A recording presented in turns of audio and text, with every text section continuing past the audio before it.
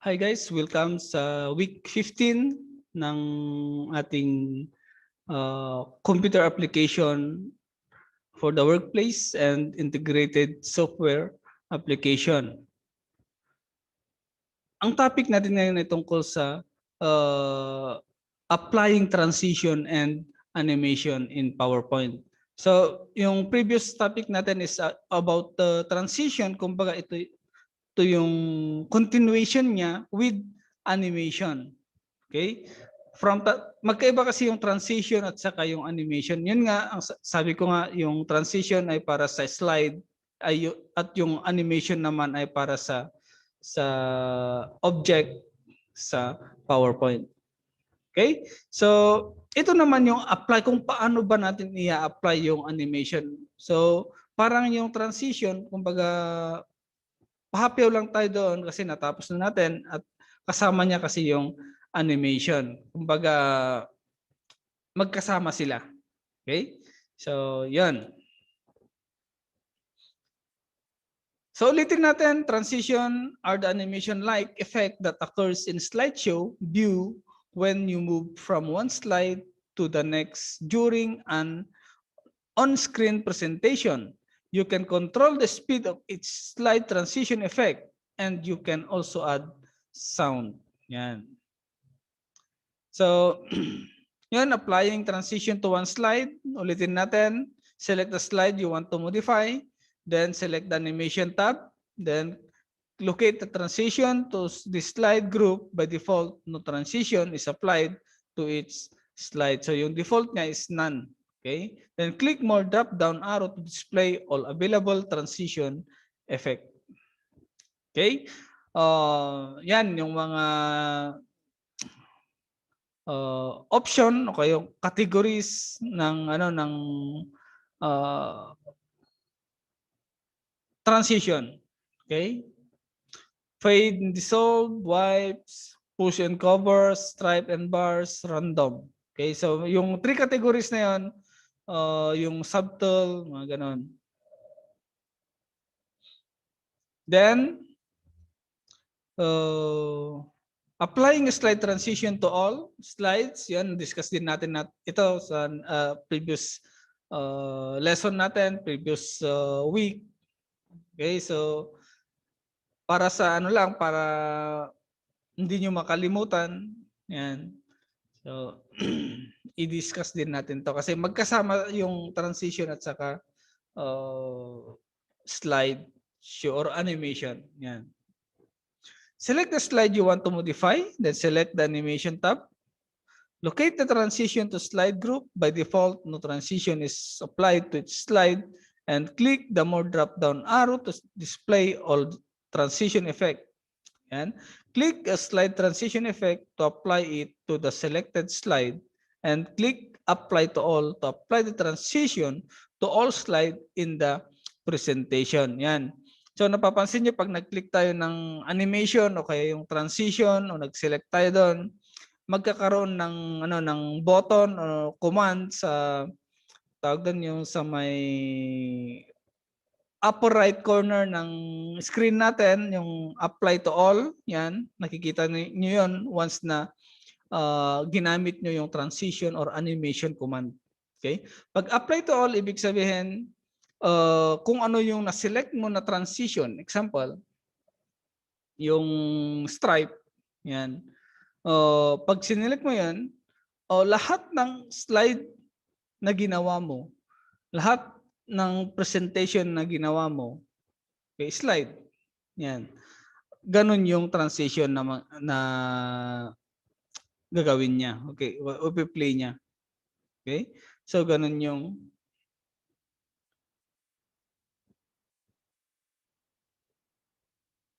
okay. So yan. Ito yung mga yung mga transition ulit.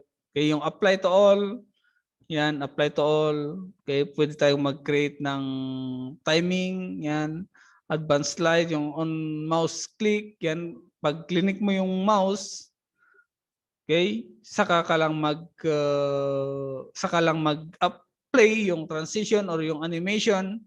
Then, automatically after, yan, select mo lang yung timing. Okay?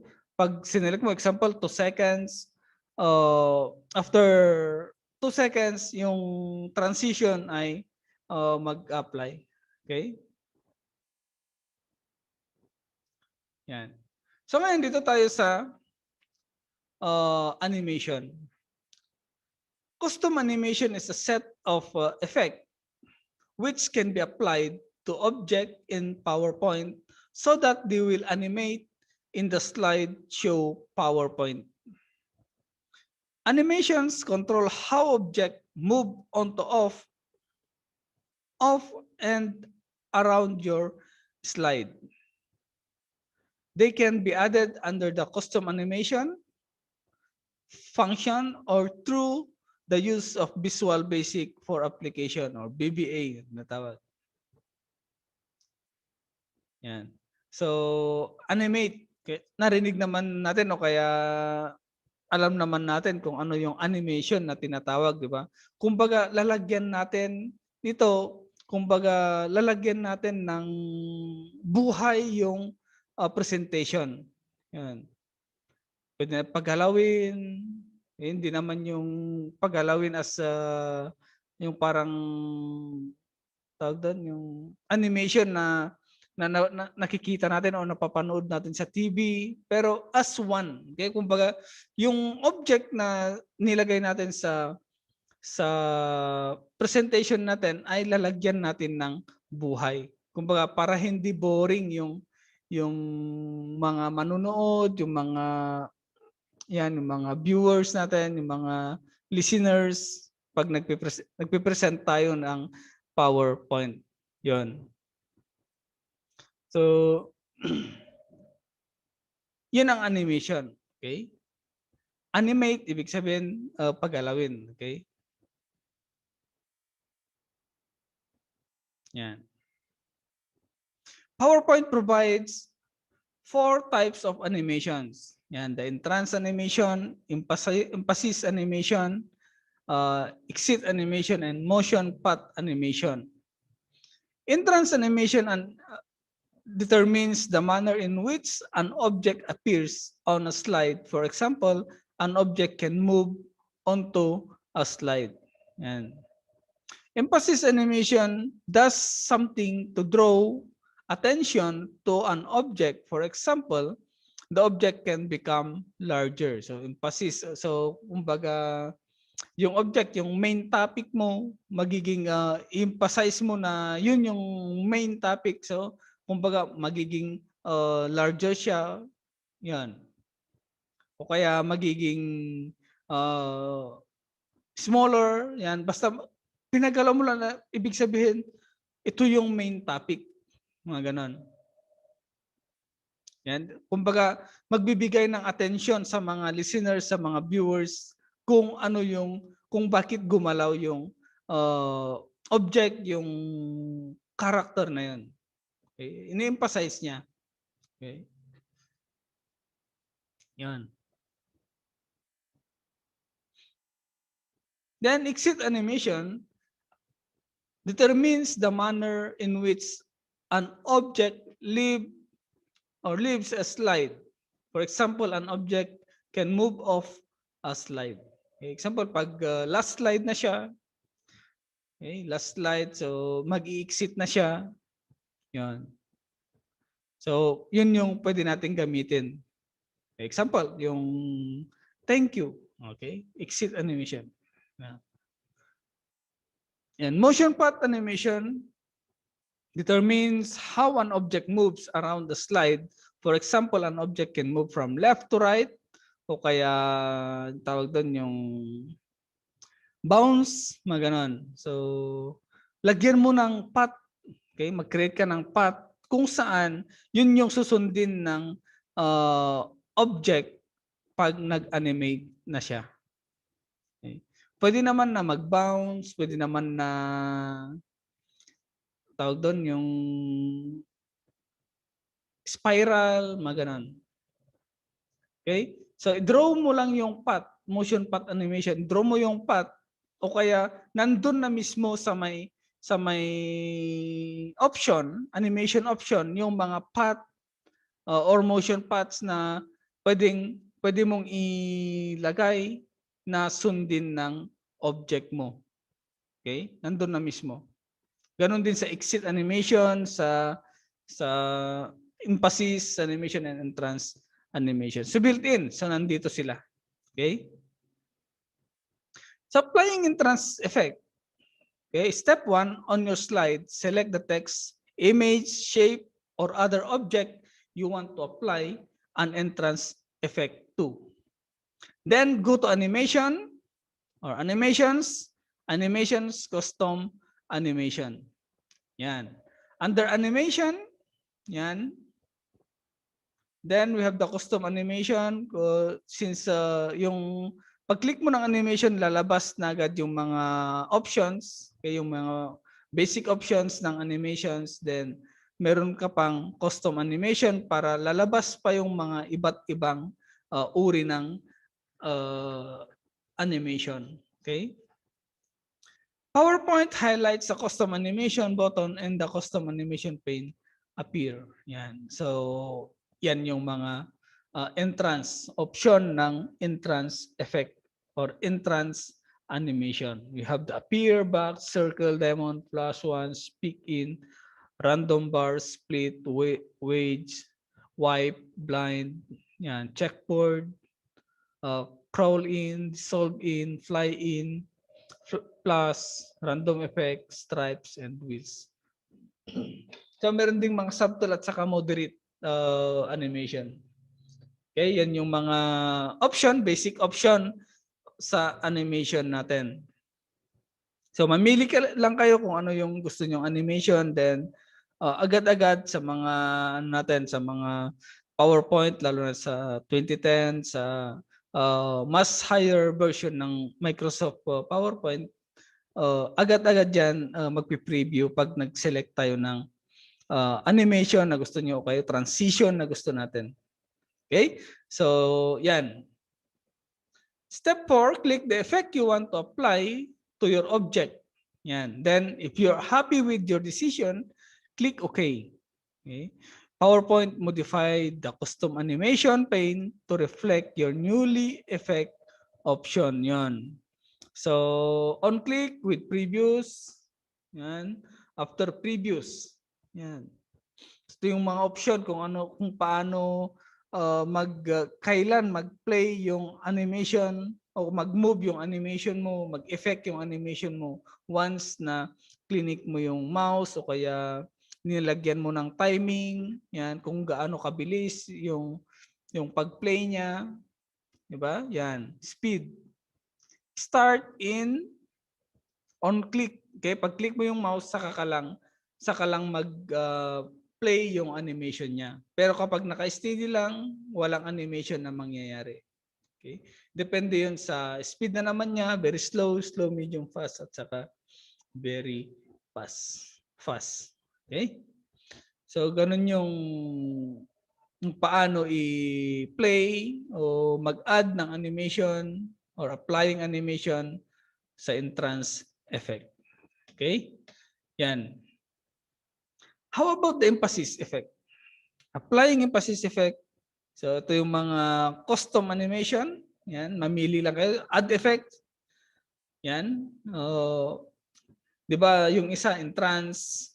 Yan. Dito naman sa next is the emphasis effect. So ito yung mga pagpipilian ng mga emphasis effect. Change fill color, change font color, change font style, grow shrink, transparency, change font size, yan. Change line color, spin. Okay? So, depende kung ano yung option na ginamit nyo. Example, yung change fill color, yun, yung example, yung emphasis mismo na word, yung color niya ay magiging red, yellow, mga ganon. So pipiliin niyo kung ano yung pwede niyang ano yung gusto niyong color na maging sa kanya. Once na clinic mo yung emphasis animation. Yung subtle is bold flash, brush on underline, color wave, complementary color to darken, flash bulb, yan, vertical highlight, brush on color, color blend, complementary color, contrasting color, desaturate and lighten. Okay? And yan, may mga moderate option pa from basic, subtle, moderate. Yan. So marami pang iba yung mga ibang pagpipilian sa emphasis effect ng animation. Okay? So simple lang yung yung paggawa ng animation. So just i-click mo lang yung object na gusto niyo i-animate, yung character, yung picture, yung photo na gusto niyo i-animate, then mamili lang kayo, i-click niyo lang yung animation, then lalabas yung options, yung mga types ng or yung types ng effect na gusto niyo. 'Yon. Doon. Mamili lang kayo kung ano yung gusto nyo. Sa emphasis, exit, and motion path effect. Okay? So, dito naman tayo sa exit effect. Okay? Ganun din. So, maraming pagpipilian like blinds, checkboard, crawl out. Di ba yung isa kanina, crawl in. Dito naman, sa entrance, crawl in. Sa exit naman is crawl out, disappear. Yan, flash once, pick out, random bars, split waves, wipe, yan, box, circle, diamond, dissolve out, fly out, plus, random effect, stripe, and wheels. So marami pa yung pwedeng pagpilian. So yung ito, yung nasa taas, isa yung basic na ano lang, yung iba yung subtle, moderate, then so on. Okay? So yan yung mga pwede nating pagpilian pag yung presentation o yung animation natin is medyo patapos na, mga ganon. Pero pag mag-umpisa ka pa lang, yun, pipiliin mo yung entrance effect. Okay? Then habang explain ka o kaya nag-present ka, you can use the emphasis effect para ma-emphasize yung topic na main topic example na gusto natin. Okay? Na pre-present natin. Okay? Yan. Then we have also the motion path effect. Yan.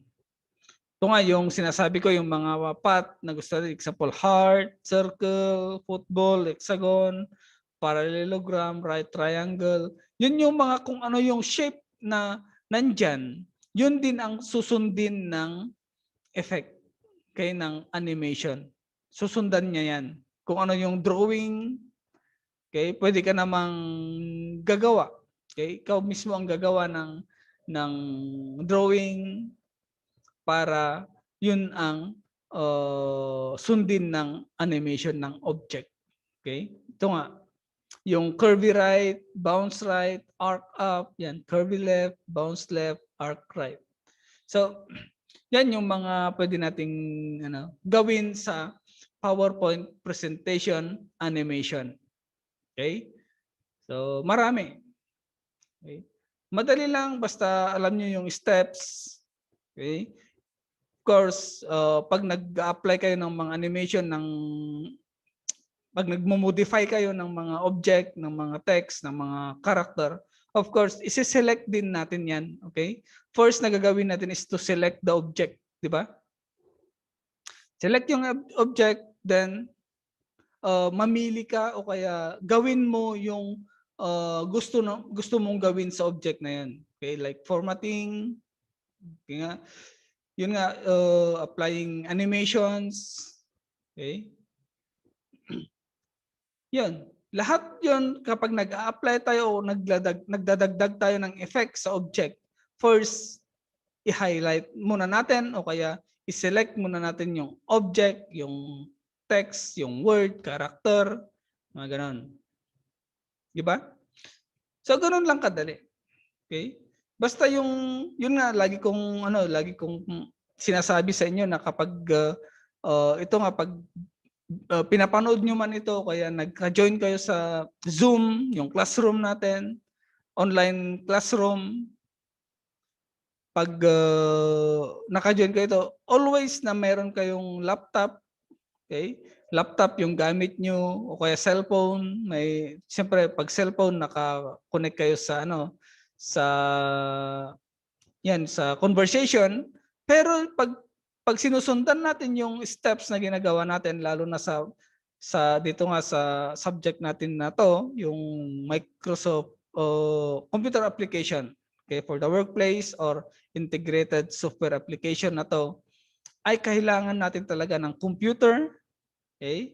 Lalo na kapag yun nga yung distant learner tayo, yung kumbaga malayo tayo sa sa atin sa school, kailangan din natin ng laptop talaga. Okay, hindi naman pwede na pinapakinggan nyo lang yan, walang application na ginagawa. Okay, basta lang pinapakinggan o pinapanood yung ginagawa natin.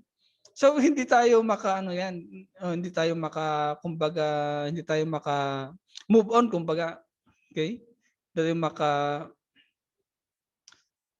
o kaya hindi natin masyadong maintindihan yung sinasabi natin o kaya makalimutan din natin yan kung walang application na ginagawa. Okay? So kung may may laptop kayo, dapat sundin nyo yan lalo na pag hindi nyo alam yung ginagawa nyo, yan, medyo mahirap yan. Okay? Sa pagsagot ng mga sa mga activities sa module, yan, medyo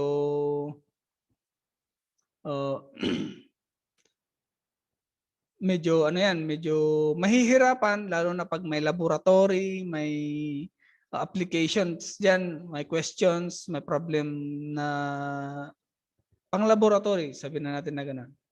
Okay, pang computer actual na gagawin nyo. Okay? So, ito nga pag may lagi kong pinapaalala na kapag may laboratory or pag may actual na na nagagawin kayo sa sa module nyo, yan, you can use our laboratory. Yan, pwede kayong pumunta rito para gawin yung activity since video yung di ba, steps. So pag sinusundan niyo yung mga steps natin, bibidyo niyo yung mga steps. So hindi naman ibig sabihin na pag binidyo niyo, dapat i-video niyo rin yung sarili niyo na sinusundan niyo yung steps na yon, at saka siyempre pag nagsasalita kayo, yan, dapat may sound din. Okay? So sinasabi niyo rin yung mga steps para pwede rin naman kayo nagagawa ng sarili niyong ng example kung paano gawin yung yan, animation, transition, yan. So yan. Okay, so hanggang doon na lang yung topic natin about animation and transition. So maraming salamat. Okay, maraming salamat sa pagkinig. Maraming salamat sa thank you for viewing. Okay? Yan, God bless.